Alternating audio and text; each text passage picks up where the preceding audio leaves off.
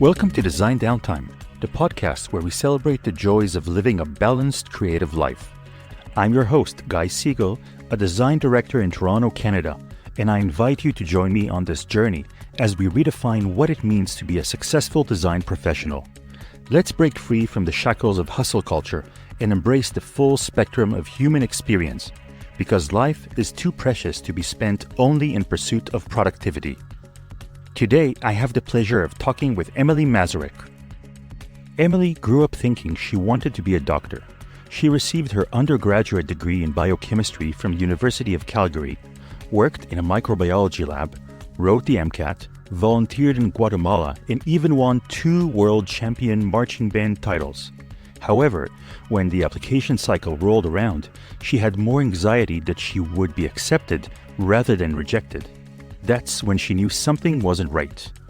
When she discovered UX design, it was like a light bulb went on. After graduating bootcamp, she landed a full-time remote role in less than 3 months and was promoted to senior designer in just over a year. Now, she's helping others do the same. When she's not working, you can find her arguing with her parrot Cheeto, giving unsolicited hot chocolate reviews, or finding any excuse possible to book another vacation. Emilie, welcome. Thanks. Good to be here. I feel like it doesn't get any easier, unfortunately. Every time I hear that, just to sit, I'm like, yeah, I don't know. Why is it hard to listen to?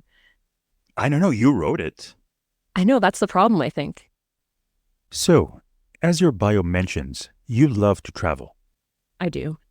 And today we're going to talk about that. I'm going to grill you all about traveling. I'm so excited. Nobody ever wants to grill me when I'm talking about traveling. So this is awesome. Obviously, it's a passion for you. What was the thing that ignited that passion? So I'm going to lose like any cool points that I have right now, but you kind of already mentioned my marching band history. So I was in marching band growing up, and one of the perks was being able to travel to these destinations to perform and, get to see places without your parents, which was obviously very exciting, like when you're in junior high and high school type thing. But the problem was you would go to these places, and especially as you got older and in more advanced groups, there's a lot less vacationing and a lot more work. So I would go to these really cool places. I went to Japan for 2 weeks and I saw like a field and the inside of an arena. It doesn't really kind of scratch the itch. So I always had this desire, like, I need to go back and I actually want to see these places. So that was really exciting to me. And I was just so excited to finally get the chance to do it on my own terms, essentially. So what was that first place you went to on your own? The first place that I went on my own, I actually went on a trip with my sister to Thailand. It was actually during that Japan trip, we had this option to deviate. You could pay, I think it was like $200, and they would postpone your flight to return home.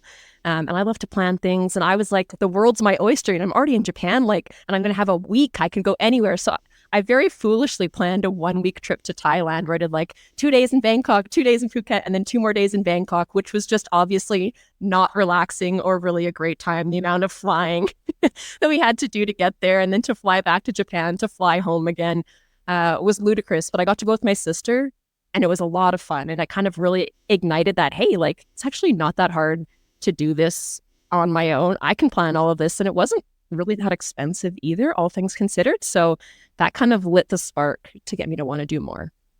So you're talking about the sort of traveling on your own and how you discovered that it wasn't such a big deal. Is it something that was important for you to sort of have those experiences by yourself, own those experiences? It didn't become important to me to have those experiences on my own until later. I did my first solo trip to Guatemala, actually, and that was kind of terrifying. You're on your own. You buy a plane ticket to a country where English isn't the first language. You have a hotel booked, but you're not really sure where to find it. You're not going to have Wi-Fi, so you better have your map downloaded offline and hope maybe somebody can help you point in the right direction. It became really important as I learned, obviously, quite a bit about myself and pushed myself out of my comfort zone. That I started to recognize this was something that I really enjoyed and was very fulfilling to me. So tell me about this Guatemala trip, because Guatemala, going by yourself, probably not the most obvious destination. So why there? That is fair. And it actually ties back to my medical school application. So I knew that to be a competitive applicant, I needed to essentially have some volunteer experience actually doing something medically related. I didn't need to, but I thought it would give me the edge. And to nobody's surprise, you can't exactly go to the hospital in Canada and volunteer your services when you don't know anything about medicine. And in hindsight, they probably shouldn't really let you do that anywhere. But there was a rural village in Guatemala that would accept me and teach and train me to help. And I actually ended up giving vaccines in a vaccination clinic to underprivileged citizens of this town, essentially. And that's the reason I went there. So, obviously the whole volunteerism thing, I wanted to go there to get this volunteering done, but I wasn't just going to go there and not check it out and look around. So I did 2 weeks up front of Spanish lessons in Antigua, which is not the capital city, but it's a very popular touristic destination. And then I was actually staying in Quetzaltenango. It's like the long name, but people call it Shela, which is the second largest city, if I recall, in Guatemala. It's a little more northern, kind of challenging to get there. You got to take a bus winding around the mountains. The roads are not the same quality, obviously, compared to in Canada. And I was living with a family there. So I would have my volunteer at the clinic first thing in the morning for, 2 or 3 hours. I would go home and have lunch, and then I would have my Spanish lessons again in the afternoon. So that became my routine. I did that for 2 weeks, took 2 weeks off to go traveling in Guatemala, came back, did 2 more weeks. So I got my full month of volunteering in there. And then from there, I actually went to Belize to go learn how to scuba dive because, this is always my excuse. I'm in the area, it would be foolish not to take advantage. So probably wouldn't have been my first pick just because I didn't really know much about it other than, the coincidence that that was an area that I found that was willing to help me with my volunteering. And that kind of spontaneity of saying, hey, I have some time and Belize is next door, I'm going to go there. Is that something that you've always had, that kind of, I'm just going to try it out? No, I would not consider myself spontaneous at all. I'm actually rather calculated. I like to plan things. And as much as it sounds probably spontaneous to you, there was a lot of prep work that went into this. I was doing research to try to find places that would be a good fit for what I was looking for. And then once I found some, I went and bought that Lonely Planet guide as fast as I could get my hands on it, read it cover to cover, figured out all the things I thought that I would want to do, and essentially made an itinerary way too detailed on an itinerary compared to what I would do now, where, I actually ended up missing out on some things because, that's not in the schedule for today. I can't get around to that, right? So, quite probably the opposite to the spontaneous nature that it comes off as. That's amazing. That trip to Guatemala and then Belize, you come from Calgary in Canada. I do. And I've never been to Guatemala, but I would imagine there's a few differences between Guatemala and Calgary and Canada in general. How did you find those, the differences, the culture, the people, the places in Guatemala? Yeah, that's definitely a fair assumption. Quite different from anything that I was used to. I had done a little bit of traveling before, obviously, but kind of with a group and with lots of people that spoke English, and not really something that was quite as different as a country like Guatemala. And I found it very charming, to be honest with you. They have, especially in Antigua, they're renowned for these beautifully colored houses, all brightly painted down the street, the cobblestone. People are so friendly and just kind of lively, not nearly as kind of refined and pulled back as you, kind of cold sometimes in Canadian culture. You kind of keep to yourself. So I really enjoyed that aspect of it. Probably the more challenging part was obviously the language barrier. So, I took my 2 weeks of Spanish lessons and I've been doing my, my Duolingo, you think you're making progress, then you actually try to talk to someone and it's just not even comparable. So that was the most shocking part. And actually, I mentioned before, living with the family, that was so awesome. I got to actually see and feel, what it's really like to live there as a citizen, not just a tourist staying at the hotel in the nice part of town where you go on the excursions every day. No, I'm going to walk to the clinic and then I'm going to take the bus and then I'm going to come home and have authentic meal from they pick up the tortillas from the market down the street. And that was very cool to get to experience that. But the challenge really was, with the language. So I wake up, I go to the clinic. Everybody speaks Spanish. I go home for lunch. Everybody speaks Spanish. I go to my Spanish lesson. She doesn't speak, she doesn't speak English either. I'm speaking Spanish. You get home, you have dinner. Again, Spanish. By the end of your day, it's so mentally exhausting, actually, because everything that I want to say, I need to think, what does that actually mean in Spanish? So very mentally taxing. And that was, not really any problem of the country. That just was an obstacle that I had to deal with. So then you finish scuba diving with the sharks in Belize and you fly. I did actually, yeah. Tell me about that, because I am terrified of sharks. Tell me about scuba diving with the sharks. They're very docile. Well, there's some that are just very friendly. Like the two types of sharks there that we saw most were nurse sharks, which are, again, very docile. They just kind of look like big fish, really. Like they don't act aggressive or anything like that. And you see reef sharks, and those ones have more of like is that a dorsal fin? The one that's vertical that like is the stereotypical shark thing that sticks out of the water. They look more like a shark. But again, they just kind of swim around and do their own thing. They're not really bothered by you. But that was cool. Actually, my mom came and joined me in Belize. We joked that she was like going to come to like retrieve me and yank me back to Canada. But she always wanted to learn how to scuba dive as well. So she came and we did our certification together. And I'm losing my train of thought. Why was I telling you this? Oh, because I was like, Mom, like, come and like, we can scuba dive with sharks. And I was totally just like joking, like trying to get a rise out of her. And she's like, no, we can't do that. And then lo and behold, like on our first day after we've like passed our certification, we were literally swimming with sharks. So she got over it and everything was fine. But yeah, it was pretty funny to look back on. So you're scuba diving with sharks and then you fly back home to Canada. Yeah. How does that return feel after being in Guatemala, after being in Belize? How does Canadian Emilie feel? It's disappointing because it almost feels like you're leaving this part of yourself behind. You're not really, like it's the full version of me. But when I come home and I go back to work, I'm going to a job that I'm not thrilled about. I'm working as a waitress at this time, and people are going to say, "Oh, how was your trip?" And you're going to say, "Good." And then I'm going to say, "Great." And then life moves on, right? There's this whole part of me, like all these things that I learned, these skills I developed, these experiences that I had.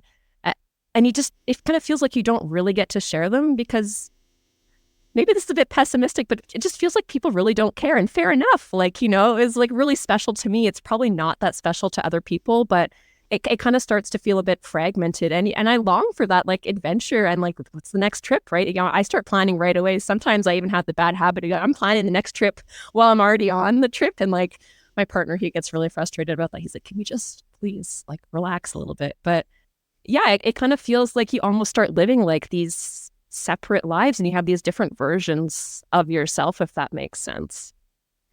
So that is fascinating, because have you found yourself having, I would say, different personalities depending on the place you're at?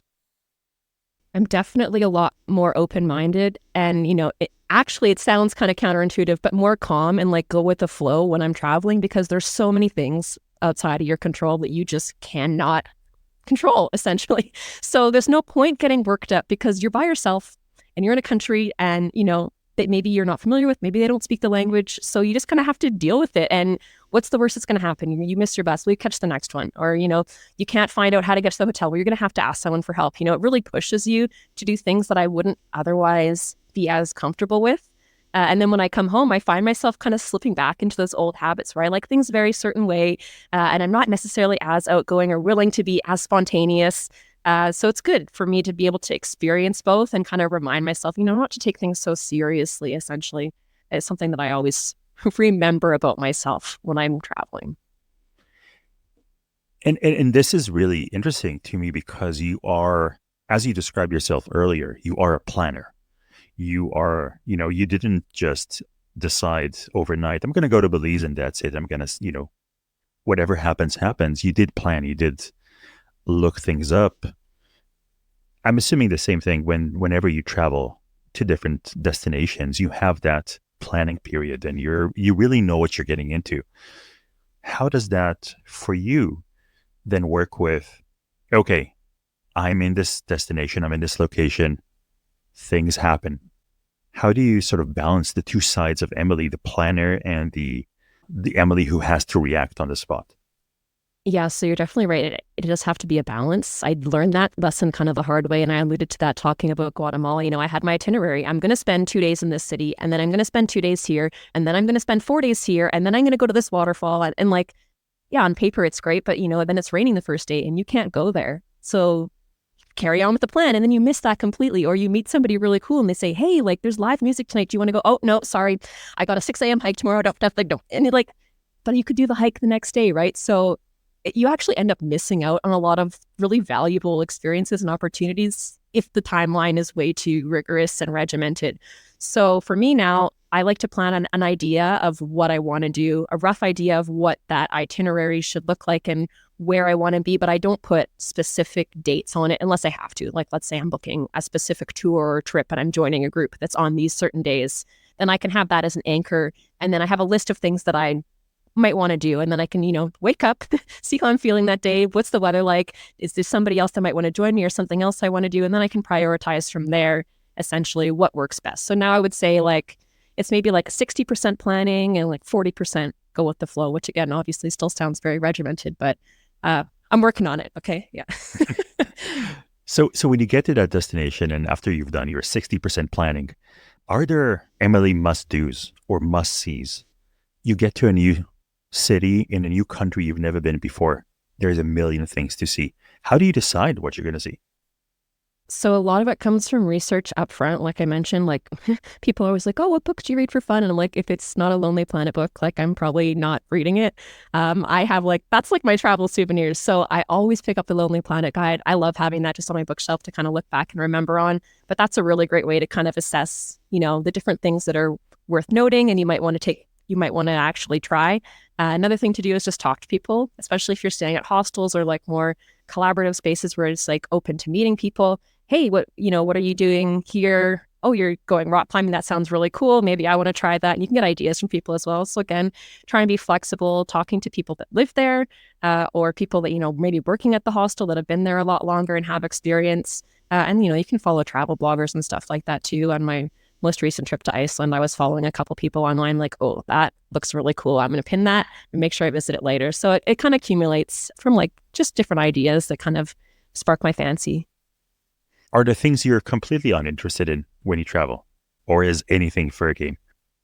I try to be pretty open to a lot of different things. The one thing that doesn't really catch my interest as much anymore are like churches. And maybe that like sounds very negative, but like I've just seen so many churches. And also like, again, this is going to paint me really badly, but I love to like go traveling to see the nature and like what it actually looks like, to taste the food and meet the people. I'm actually less interested in the history, generally speaking. So like museums and stuff like that don't always get my attention unless they're really renowned or something. I don't know. I just have a hard time doing all that reading and paying attention for the proper amount of time to get the full value, I suppose. So those don't always appeal to me as much. You come back from Guatemala and Belize, you have the travel bug, which isn't going anywhere. What happens next? Do you start planning your next trip as soon as you're back from the previous one? Essentially, yeah. It's like, how fast can I save up enough money to go to the next place that I want to visit? Does anyone want to join me or should I be going alone? What's the priority and how can I make that happen as fast as possible? You have a lot of freedom when you travel by yourself. Do you still enjoy traveling with another person or do you find yourself missing some of that freedom? It really depends on who you're traveling with. So I'm very picky now about who I travel with and making sure they're compatible because I have been on a trip with someone who wasn't compatible and just didn't really realize that until we started the trip. We didn't have a discussion up front about what we each wanted and what the expectations were. And we were on very different pages and it really ruined the trip, actually. Luckily, it was just like a 1 week in Mexico staying at a resort. So, boo-hoo, didn't have like the dream time. Like we still got to like drink margaritas on the beach. Like everything was fine. But I was like, oh, I won't travel with that person again. And I'll make sure to be very careful moving forward. So yeah, you're right. There's a lot more freedom when you're traveling by yourself. You want to have a nap at 2:00 in the afternoon? That's fine. You can go back to the hotel. You want to wake up at 5:00 in the morning, walk around and take pictures because no one else is up and it's the best lighting. You can do that. You want to go into the bush and go hiking for 3 weeks, without cell service. Not a lot of people that want to sign up to do that. So you get the ultimate flexibility, but there is something to be said about sharing experiences with someone that you really care about. So I would travel again, like with my sisters, with my best friends, or, with my partner, obviously. And that's, my mom, I credit to my mom. She's actually great to travel with and she lets me plan everything. But that's kind of the circle I would run with, and that's it. So it's very important that you have those conversations up front with somebody that you're thinking about traveling with so you can make sure you both enjoy yourselves. What makes a good travel partner for you? Somebody that will let me plan the entire thing and do exactly what I want, because I'm extremely bossy and I want to be in control. Which sounds terrible, but it's true. I like to travel with someone that's very go with the flow. You can have ideas and bring them to the table. I'm happy to accommodate that, but I don't want to be caught off guard. I am kind of controlling. So that's something that has to be taken into account, unfortunately. I'm working on it. Again, maybe I can learn and develop a little bit more some of these solo trips, but I do notice that about myself, unfortunately. Interesting. So that is essentially the checklist for you to find a partner is someone who will let you do whatever you want. I'm really painting my fiance in a poor light here. He puts up a lot more. He challenges me, which is probably good for me. But no, I don't know. Do I want to paint myself like that? It's kind of the truth, but I do really like to plan. To have that taken away from me, and if everything was just spontaneous, I feel like we would miss out on some of the things that are really important and reasons why we maybe wanted to travel there in the first place. So, and I do like to plan. That's one of the things that I enjoy most is actually planning the trip. So yeah, I do think that that's something that's important to me in finding someone I'm compatible with. In your estimate, how many countries have you traveled to? So I always say I really try to focus more on the quality over quantity. That lends itself to so many aspects of my life, because I could have easily gone to Europe and gone through the Balkans and, hit up 8 countries in 8 days. So it's not really a great metric to the type of travel that I like to do. So I don't count a country unless I've been there for at least 24 hours. Airport layovers don't count. My number would probably be a lot higher. But I have counted, and the number is just right under 50, I would say. Okay, so you have a bit more to go until you've been to every country around the world. I'll get there eventually. That's my goal. But yeah, there's a little bit more to do and just kind of need to figure out the logistics, but we'll get there. What are some of the more interesting off the beaten path destinations you've been to? So one of my most interesting trips was to Central Asia, which I was so ignorant, didn't even realize that was a place until I started doing some research. Southeast Asia, everybody's heard of.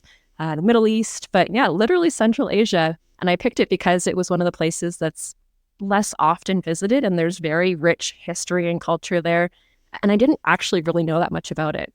It all started actually in high school, and I was looking through my textbook, and there was a picture, and there was these beautiful, flowing hills, green valleys, flowers and mountains. And I was like, wow, that's so beautiful. And I looked at the little footnote. It was like, Pakistan.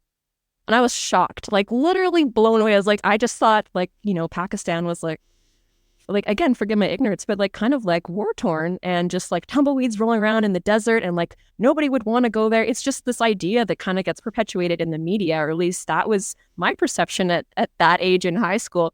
Shocked that was actually a place. So I started, kind of thinking to myself, I don't actually really know anything about this country other than what I've been told all my life, which obviously isn't true. Look, I can see the picture right now. So that really fed my curiosity. And ever since then, I knew that I wanted to go see the mountains in Pakistan. So obviously, I need to challenge myself and make everything harder on myself. So I decided that I was going to hike to K2 base camp, which for those of you that don't know it takes 3 weeks of hiking, very strenuous hiking through the mountains, high altitudes, till you can actually get there. And that was the reason for me to book my one-way ticket to Pakistan. So worked my way through Central Asia. That was a country that my family wasn't really excited for me to visit because, again, of a lot of the negative stereotypes. It's dangerous. You're a solo woman. It's not safe. You're going to get taken advantage of, maybe worse. You have to call and check every day. And, I was thankfully able to set those fears aside and kind of let people know, it's not really, again, like the media portrays. And from there, yeah, that kind of started my trip through Central Asia. So Pakistan would be one of the places people are generally surprised to hear that I visited. Another one would be Turkmenistan. And again, this is probably a country that most people aren't familiar with. It's one of the least visited countries in the world because it's very challenging to get a visa. So in order to get a visa, you actually need to apply for a tourist visa or a transit visa. And the reason you would want a transit visa, it's a lot cheaper because you don't need a tour guide. But to get a transit visa, there's only like a 20% success rate or something the last time I checked. You have to say what day you're arriving, what border you're arriving, what your plan is to get through the country. The English literacy rate is quite low, so you need to basically be able to speak Russian, or I don't even know, is the language Turkmen? Like, I don't speak any of the languages, very popular in Turkmenistan. For me to get around would have been very challenging. There's not great infrastructure because people there don't really travel in the same way that Canadians would. So to get a transit visa wasn't really realistic for me. I would have had to hitchhike through the country with people that I can't speak to. There's no SIM card I can get. There's no Wi-Fi. It really just would have been, logistically speaking, a nightmare. So I did go the tourist visa route, and it's obviously expensive because you need to pay for a tour guide to escort you through the country. So you basically pay for your tour guide. Sometimes they also give you a driver. You have to pay for your meals, but also for the driver's meals and for the tour guide's meals. Pay for the hotel. Guess what? Also for your driver and the tour guide. So every day that you're there adds up quite quickly. So I only went there for 5 days, but honestly, that was kind of enough to get a taste. It's kind of this like dystopian feeling. I don't know if you've had the chance to look at pictures of Ashgabat. It's like some of the most world records, Guinness Book of World Records, they're very obsessed with there. They have all of these buildings that are clad in marble in the capital city. You have to drive a white car because it's been decreed by the president. We had to stop at a car wash on our way into town so that the car would be clean. And when you drive up into town, you see all these neighborhoods, all the houses lined up perfectly, all in the same orientation, all exactly the same, all of the driveways the same. But then you realize there's no cars on the driveway, and you look a little closer and none of the lights are on, and you look a little closer and there's no bus stops. Like, nobody's living there. It's all for show, right? So that's an extremely unsettling feeling. So as much as it was very cool to visit there, it's probably not somewhere that I would plan to revisit. Just very unsettling feeling to see, it's all a show, right? And even your tour guide has, I don't want to say brainwashed, that's too harsh, but they really fundamentally believe that it's the best city in the world. They have the best country in the world. The best food comes from their country. And very illuminating to visit somewhere like that that's so different from a place like Canada. And it just really makes you question a lot of things that you never even thought of before. That is fascinating. What other places have really surprised you? One of the last places that I visited that really surprised me was Syria. Again, not a very popular tourist destination, and that's kind of why I wanted to visit there. I know so many Syrian people in Canada that are so wonderful. I haven't yet to meet a Syrian person I don't like. They're so friendly, they're so kind, they're so helpful. And I love the Middle East, just generally speaking. So I was like, perfect, I want to go there. I'm young, I don't have any kids yet, I don't have a mortgage yet. Like, this is the time. And, realistically speaking, considering the last 20 years, it really has been like the safest time to visit. If there is, people always are like, is it safe? Speaking like generally, it's the safest it has been in a long time. So that was reason enough for me to be like, yeah, I better go now because I feel like I missed my window with Afghanistan and I'm really frustrated about that. I'm not going to go visit with the Taliban's there, unfortunately. So went to Syria, and to be honest, feels very similar to Lebanon.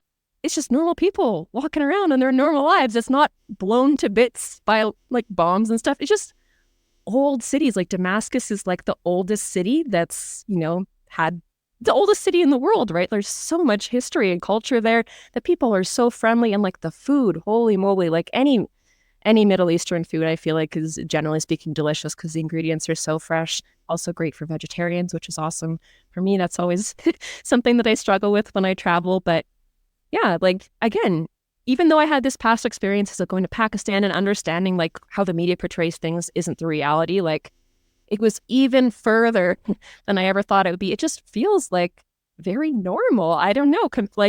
If you would have teleported me there and I would have landed there, opened my eyes and was walking around, I never been like, oh my gosh, I must be in Syria. It's so, so horrible, so dangerous. Like, no, not at all. So that really pleasantly surprised me. They have castles there, from the Crusaders, like an amazing like infrastructure and just like all of these historic sites that I got to go see. Syria has an island. Did you know that? Like, you can go to the island. There was a big fortress there, and they have all of this like all these archaeological sites you can visit. Palmyra, unfortunately, ISIS got to it, so that's been a little bit seen better days, but like huge, like compared to like the sites that you would see in Greece, like double or triple the size. And you're like, this isn't Syria? Like, I just had no idea, because their history is just not really celebrated in the same way that a lot of these more common countries are, like Greece or, Italy or places like that. So again, just fascinating for me to go there with an open mind and learn all of these things that I had no idea about before.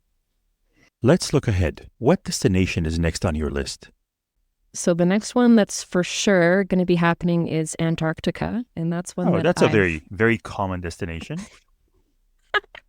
I know. I feel like I'm drawn to these like less common destinations because I really want to see like what the hell is going on there? Like, what's it actually like? I'm tired of people telling me these things. I want to see it for myself, right? So I always joked that like instead of having a wedding, like I would just elope to Antarctica, because a wedding is like $30,000, which is ridiculous. And unfortunately, like visiting Antarctica is about like 10 to 15,000 Canadian dollars per person. If you buy like a regular ticket, maybe you can get a discounted one, but unfortunately it's extremely like prohibitively expensive. So yeah, I would need a good reason to go there, right? I can't just, dosh out on that. Like I need to be able to like justify it. So that's how I justified it. And then, a lot of like women, well, no, maybe not. This is like the stereotype that women will fantasize about the wedding and the dress. Like, no, I fantasize about Antarctica. And unfortunately that's been like looped together now. So I am engaged, and my partner shockingly is on board and is actually excited about this. So obviously it must be a good match, but we're planning our trip to Antarctica, looking to try to get a better deal, hopefully, and just kind of figure out all the logistics behind that. So that is definitely in the books, but that probably won't be for a couple of years. Just need to save up and make sure that that's obviously organized to the best of our abilities. Yeah, you don't want to get down there and miss the cruise or not have the opportunity to go because you didn't plan accordingly. So we need to make sure that's taken care of. But before then, I don't know. I'm kind of flexible. That's the beauty about wanting to visit every country in the world. It's not like I need to visit a certain one next. So I'm tracking flight deals. We'll see what can happen. Maybe there'll be one that, really strikes me, but I am kind of looking at Morocco. I would love to visit. Ethiopia, I would love to visit, but unfortunately the flights are really expensive. So we'll see about that. I'd love to visit Oman. I mean, it just looks incredible from the scenery that I've seen. And I need to do a revisit of Japan. And actually my partner is really keen to visit Japan. So I'm going to probably bump that one up on the list. But yeah, world's the oyster, I guess. Who the hell knows? We'll see what happens. Emilie, where can people find you? So you're probably most likely to find me on LinkedIn. I have a bit of a problem, an addiction, I guess, checking and being active on there. You can also find me on my website as well, though, www.dandydesign.ca. It's a Canadian domain. And I'm giving away free UX resources there, so you can sign up and find me there as well. And I'll be sure to put those links in the show notes. Thank you so much for agreeing to be the inaugural guest on Design Downtime. I really appreciate it. Thank you. I appreciate it. This is all for this episode of Design Downtime. Thank you for joining me. And until next time, I hope you enjoy your downtime.